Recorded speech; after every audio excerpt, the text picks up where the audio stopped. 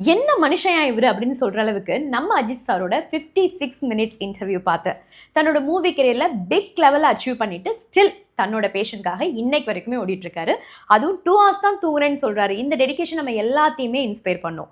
At the same time சக மனுஷனோட வளர்ச்சியை நம்மளோட வளர்ச்சியா நினைக்கணும். அண்ட் நமக்கு கிடைக்கிற எல்லாமே எல்லாத்துக்குமே கிடைக்கணும்னா அந்த கடவுள்கிட்ட ப்ரே பண்ணிக்கிறேன்னு அவர் சொல்லும்போது மாஸ் தான்.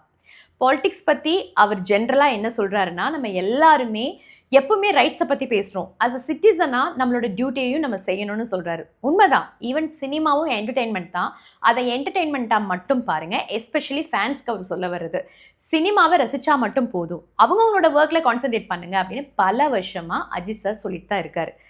அஜித் சார் அவருடைய பேஷன் பற்றி பேசும்போது எனக்கு என்னோட லைஃப்பில் நிறைய விஷயங்கள் என்னோட கெரியர்லேயும் ரிலேட் பண்ணிக்க முடிஞ்சது. நியூஸ் ஆங்கரிங் எனக்கு எவ்வளோ பிடிச்சது, அதுக்காக அம்மா அப்பா அண்ணாட்ட கேட்டு காலேஜ் டைமில் டெய்லி மார்னிங் நியூஸ் பேப்பர் வாங்கி தமிழ் உச்சரிப்பு எப்படிலாம் படிக்கணும் அப்படின்னு ப்ராக்டிஸ் பண்ணினது, இதெல்லாம் நினச்சி பார்க்கும்போது கிரேட் மெமரிஸ் தான்.